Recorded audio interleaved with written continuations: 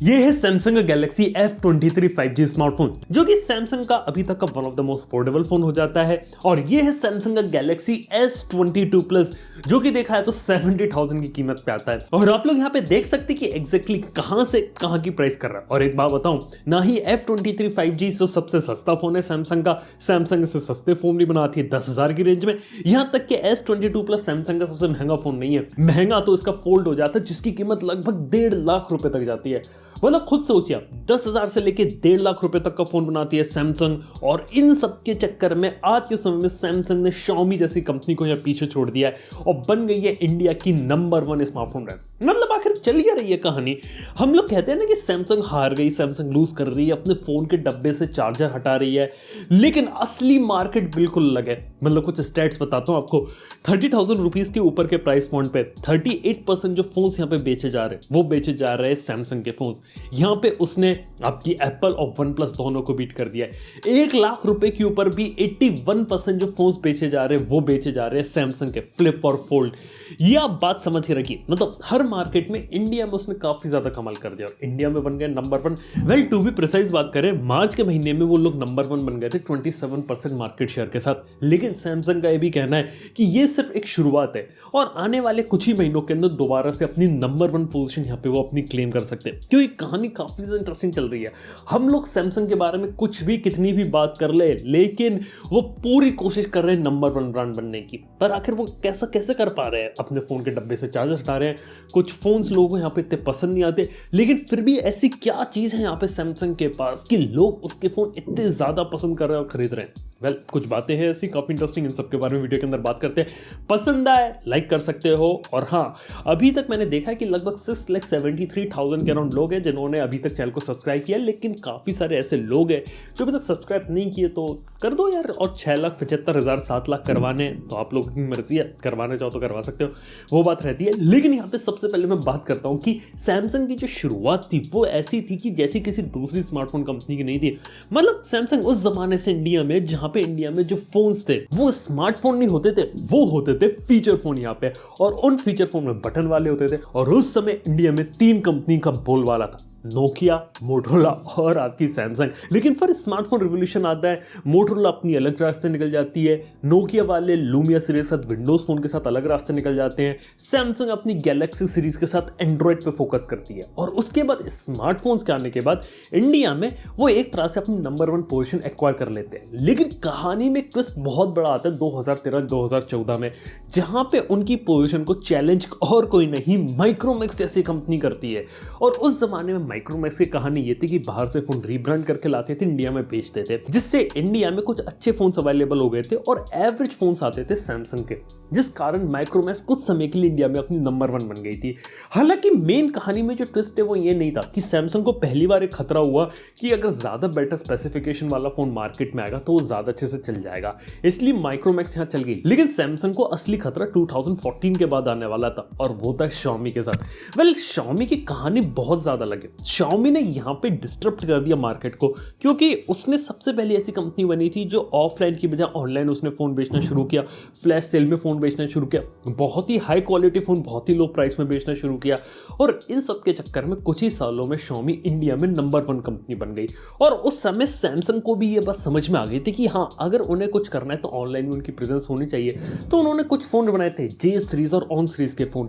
लेकिन वो लोग ये भूल गए थे कि ऑनलाइन में लोगों को चाहिए सबसे तगड़ी स्पेसिफिकेशन, सबसे बढ़िया फोन। और J सीरीज ऑन सीरीज में कॉम्प्रोमाइज फोन बहुत ज्यादा थे, मतलब बेसिक चीजें मिसिंग होती थी। और उस समय से सैमसंग की रेपुटेशन भी डाउन होती थी और J सीरीज ऑन सीरीज के फोन भी खराब होते थे, कुछ मजा नहीं आता था उनमें। लेकिन 2017 के एंड तक आते आते यहाँ पे सैमसंग को भी झटका लगता है, जब यहाँ पे Xiaomi जैसी कंपनी नंबर 1 बनती है। और उसके बाद उन्हें लगता है कि क्यों ना अब हमें भी कुछ करना चाहिए, क्योंकि फर्स्ट पोजीशन Xiaomi की, सेकंड पोजीशन सैमसंग की है, लेकिन फर्स्ट और सेकंड के बीच में जो डिफरेंस है वो बहुत ज्यादा है। और उसके बाद वो लोग फोकस करते हैं ऑनलाइन पे और 2019 में अपनी M सीरीज को लेके आते हैं। M सीरीज की खास बात ये रहती है कि ऑनलाइन फोकस रहती है, जहां पहले कॉम्प्रोमाइज्ड फोन्स थे वो सारी चीजें गायब की जाती है। और M सीरीज में बहुत ही अच्छी चीज पे फोकस किया जाता है और वो है उसका प्रोसेसर। मतलब बिलीव नहीं करोगे कि इंडिया में अगर मोबाइल फोन ऑनलाइन बिक रहा है ना, तो लोग उसके प्राइस को प्रोसेसर से जज करते हैं। मतलब खुद समझो कि अगर एक कंपनी स्नैपड्रैगन 695 25,000 रुपए में ले आए उसको ओवर प्राइस्ड बोला जाएगा, 20,000 में ले आए वेल प्राइस्ड बोला जाएगा, 15,000 में स्नैपड्रैगन 695 लिया उसे हम लोग एक किलर प्राइस कहेंगे। बिल्कुल प्रोसेसर से जज होती है एक फोन की कीमत। यहाँ पे आप लोग खुद देखो कि यही चीज चलती है ना, आप लोग भी प्रोसेसर से जज करते हो ना कौन सा फोन कैसा है। भले ही फोन में कितने भी अच्छे फीचर हो, कितना भी अच्छा एमुलेट डिस्प्ले हो, कितना भी अच्छा उसके अंदर कैमरा हो, OIS हो, ये हो वो हो, लेकिन प्रोसेसर से जज करते हैं। और ये चीज सैमसंग को पता थी और सैमसंग ने M सीरीज अगर आप देखोगे तो हमेशा प्रोसेसर पे फोकस किया और एक ऐसा प्रोसेसर लेकर आने की कोशिश करी जो फोन के प्राइसिंग के हिसाब से सही हो जाए। आप लोग खुद देखो लेटेस्ट M53 के बारे में बात करें, वो Dimensity 900 उसी प्राइस पे लेके आता है जिस प्राइस पे आपको दूसरी कंपनी Xiaomi, Realme यहाँ पे ला कर देते, और ये उनका खतरनाक हथियार बना। भले ही उन्हें लगा कि फोन में चलो हम कुछ दूसरी कमियां कर देंगे, सॉफ्टवेयर में कुछ फीचर्स काट देंगे, नॉक सिक्योरिटी नहीं देंगे, कुछ बेसिक चीजें कर देंगे, लेकिन एक प्रोसेसर सही देंगे। और यहाँ से सैमसंग की Amazon पे कहानी चल पड़ी और M सीरीज Amazon पे बिकना शुरू हो गई। उसके बाद ये लोग फ्लिपकार्ट पे कूदे क्योंकि उन्हें मालूम था ऑनलाइन फोन अगर सबसे ज्यादा बिकते तो कहीं नहीं वो फ्लिपकार्ट पे बिकते, और फ्लिपकार्ट के लिए स्पेशल सीरीज निकालनी थी। F सीरीज निकाल दी 2020 में, वो सीरीज भी यहाँ पे काफी जबरदस्त हिट रही और F सीरीज के फोन भी पॉपुलर है। M सीरीज ने अपनी अलग जगह बनाई, F सीरीज ने अपनी अलग जगह बनाई, और ऑनलाइन जो लोग यहाँ पे फोन लेना चाहते थे उनको एक अच्छा ऑप्शन यहाँ देखने को मिला। लेकिन कहानी में सबसे बड़ा हथियार उनका है A सीरीज। मतलब अगर मैं ग्लोबल लेवल पे बात करूं तो A सीरीज के जो फोन है वो 56% बिकते हैं, और A सीरीज की सबसे बड़ी बात यहाँ पे ये कि A सीरीज में 10,000 से लेके फोन 40,000 के ऊपर भी आपको एक रेंज देखने को दी, यानी कि अक्रॉस द बोर्ड काफी बड़ा एक मार्केट कवर कर रखा है। और A सीरीज देखा जाए तो हर जगह टारगेट की जाती, ऑनलाइन ऑफलाइन हर जगह। लेकिन यहाँ पे सैमसंग का असली हथियार जो है ना वो है सैमसंग की खुद की मैन्युफैक्चरिंग फैसिलिटी इंडिया में। एग्जैक्टली बात करें सैमसंग वाले इंडिया में बहुत सारे फोन यहाँ लॉन्च करते हैं, लेकिन ज्यादातर जो फोन रहते हैं वो आपके बनते हैं इंडिया में, एक्सेप्ट S22 अल्ट्रा या फ्लिप और फोल्ड, ये बाहर से आते हैं प्रीमियम। बजट फोन सारे इंडिया में ही बनते हैं, और इसका एक बेनिफिट ये है कि ये लोग अपना खुद के प्रोसेसर पे काम करते हैं, खुद के सॉफ्टवेयर पे काम कर रहे हैं, खुद का हार्डवेयर बना रहे हैं, सारी चीजें खुद बना रहे हैं, डिस्प्लेस भी खुद बना रहे हैं। इन सब के चक्कर में जितनी शॉर्टेज हो रही है ना बाकी कंपनीज को कि वो अपने नए प्रोसेसर के साथ फोन निकाल रहे हैं, वो नए फोन लॉन्च करने में दिक्कत आ रही है, ये दिक्कत यहाँ सैमसंग को नहीं आ रही। इसलिए सैमसंग एक के बाद एक लगातार अपने फोन निकाल रहा है, चाहे आप किसी भी सीरीज की बात कर ले। और A सीरीज की बात यहाँ पे ये कि यहाँ पे 3 चीजों में सबसे बड़ा फोकस किया गया था, जहां पे डिस्प्ले, कैमरा और बैटरी लाइफ, क्योंकि उन्हें मालूम है A सीरीज उनकी मास मार्केट सीरीज है और मास मार्केट को प्रोसेसर समझ में नहीं आता। उन्हें क्या चाहिए? डिस्प्ले, कैमरा, बैटरी, इन 3 चीजों पे फोकस करो और एक अच्छा प्रोडक्ट दे जो देखने में अच्छा लगे, और ये चीज मार्केट में चल जाती है। खैर बात करें A सीरीज मार्केट में अलग रीजन से पॉपुलर हो गई थी, उसके ऊपर एक वीडियो बनाया, आई बटन में दे दूंगा, आपको समझ में आ जाएगा। लेकिन यहाँ पे सैमसंग के पास एक ऐसी चीज है जो अभी तक कोई दूसरी कंपनी इंडिया में नहीं ला पाई।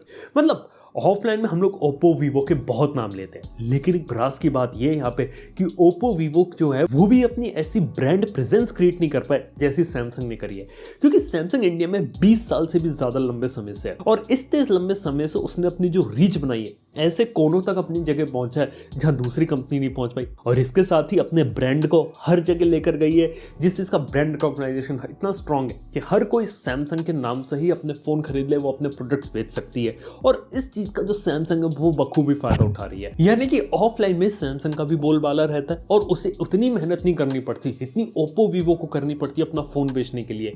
सैमसंग इजिली अपने फोन बहुत ही आसान तरीके से बेच सकता है, चाहे हम किसी भी सीरीज के फोन के बारे में बात कर ले। वही बात करें 30,000 रुपए के ऊपर के फोन के ऊपर, सैमसंग एक ब्रांड वैल्यू उसके यहाँ पे काम में आ रही है, और वन प्लस, एप्पल जैसी कंपनी को यहाँ पे टक्कर दे रहा है, और काफी सारे प्रोडक्ट जो निकाल रहे हैं वो मार्केट में कहीं ना कहीं चल रहे हैं। चाहे हम बात करें A73, A53 या फिर S20 FE, S21 FE या S22 सीरीज, काफी अच्छे रहे हैं यहाँ पे।